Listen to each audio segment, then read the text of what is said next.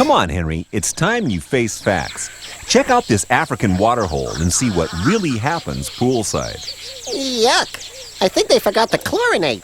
One thing you were right about, wherever there's water, you're sure to run into lots of animal neighbors, and not all of them friendly. Excuse me, do you see that?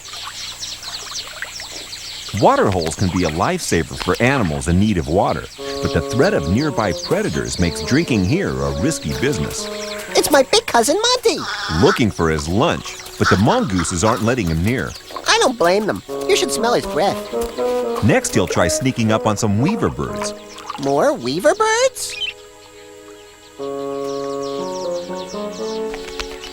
Uh-oh, sorry. Can't stay for lunch.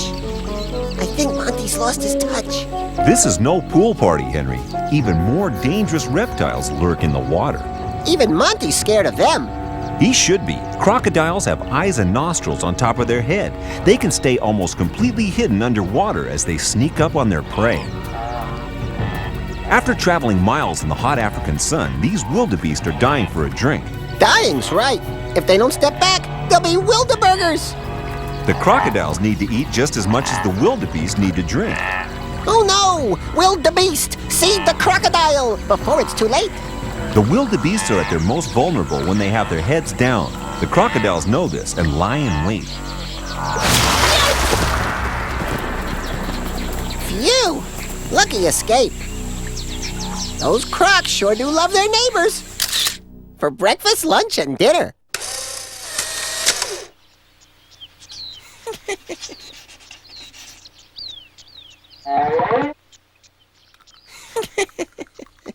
What a great idea. Now I'll catch that culprit. What are you doing now, Henry? Identifying the villain.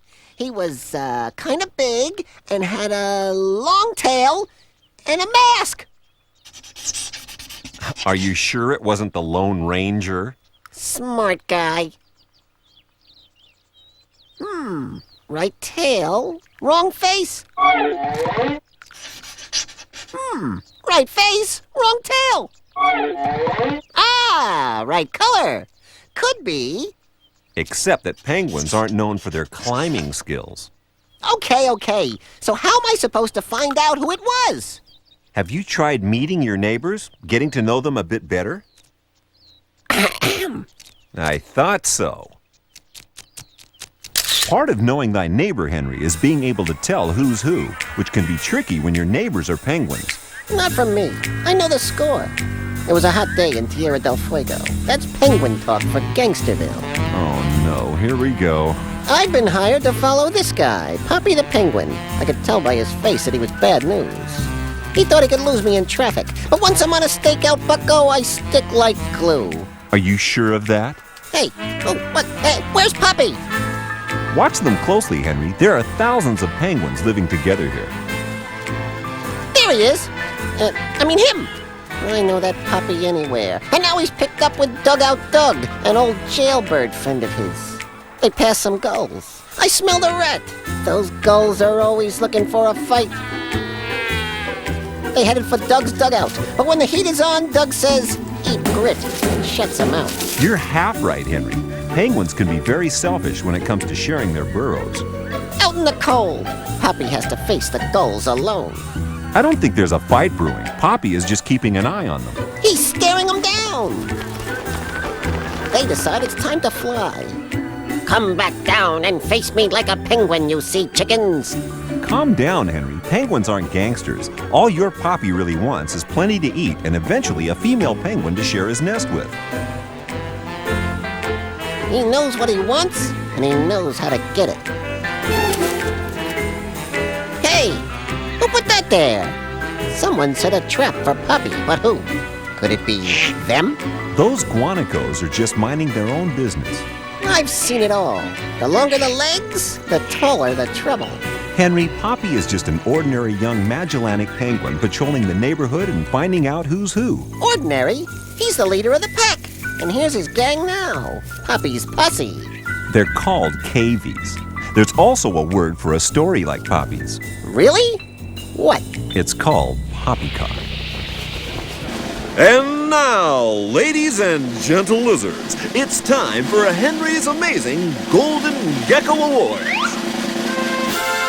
The winners of my all-time best amazing animal neighbor are... In third place, it's Gary Quite Contrary. Man, does your garden grow? That's Garibaldi, Henry. No need for name-calling. And in second place, the Hyrax, that far-distant relative of the elephant who's so friendly you need a crowbar to pry them off one another. But my Golden Gecko Award for the best animal neighbor in a supporting role goes to the peregrine falcon. Interesting choice, Henry. Why the peregrine? Because even though they're fearsome hunters, they're great to have around the neighborhood. Peregrines won't ever eat their closest neighbors. How considerate of them. Yeah, so Mother Red-Breasted Goose here can relax. Peregrine parents travel far and wide to find food for their new baby chicks. There's some in the nest. If Mrs. Goose lived further afield, her babies might end up as food for the falconets.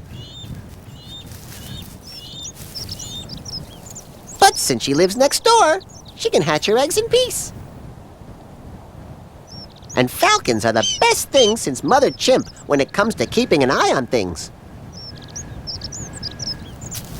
I think the goose sees something that falcon doesn't. What? Where? There, an Arctic fox. There goes the neighborhood. Sound the alarm, Goosey! Foxes love chicks. Really? And eggs, too. Of course. Alerted by the goose, Mother and Father Falcons swoop into action to run that fox out of town.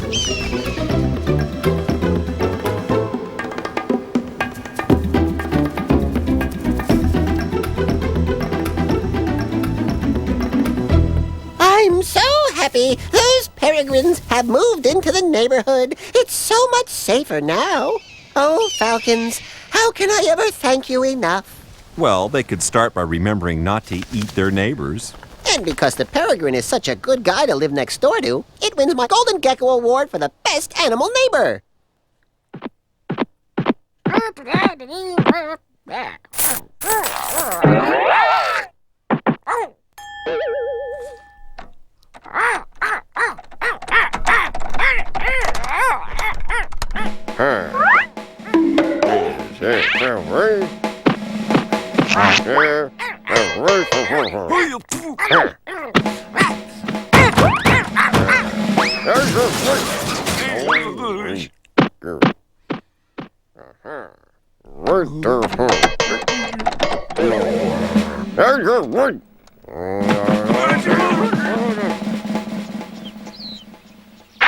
Green leader to Big Ears. Come in, Big Ears. What are you doing now, Henry? Shh! We're watching the neighborhood. Come in, Big Ears. Green leader to Big Ears. Come in, Big Ears. Come in, Big Ears. Green leader to Lookout 1. Do you read? Green leader to Lookout 1. Do you read? I don't think this is what they mean by neighborhood watch somehow. Shh! What's that noise? I know that tail! Go, go, go!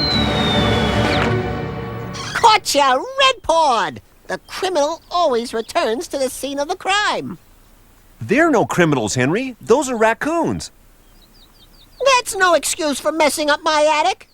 Raccoons often nest in the roofs of houses. They're your neighbors. Treat them with respect. Oh, if I knew anyone lived upstairs, I would have invited them for dinner. Nice to meet you. Now this great lookout not only watches over her neighbors, she even feeds them too. She's an Asian langur monkey. And these deer are called cheetles. So, the chittles get the vittles, right? Yep, all because the langur's a fussy eater. The cheetles follow them and get to eat all the food the monkey throws away. Langur leftovers, yum. The langurs also provide another service. The down-to-earth cheetles can't see predators the way a langur can atop their tree.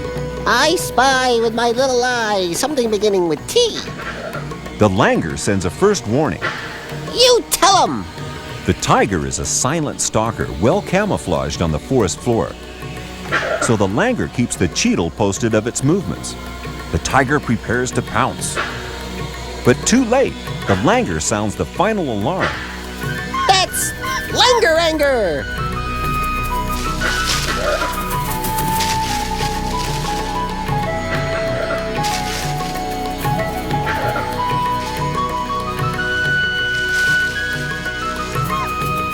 Even a big tiger's no match for a little monkey in the right place.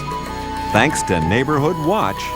Yeah, I guess helping out your animal neighbors can help everyone, especially when they drop food on you. You're not still worried about burglars, are you, Henry? No, I'm making a raccoon flap. There's no need to be sarcastic. But I am! Okay, fella, it's all yours now. Sorry, Henry. I guess you've learned to get along with your new neighbors, huh? Sure have. I came here to get away from animals, but made a whole bunch of new friends. So will you be staying? It's a nice place to visit, but they don't get cable in the woods. After all, there's no place like home.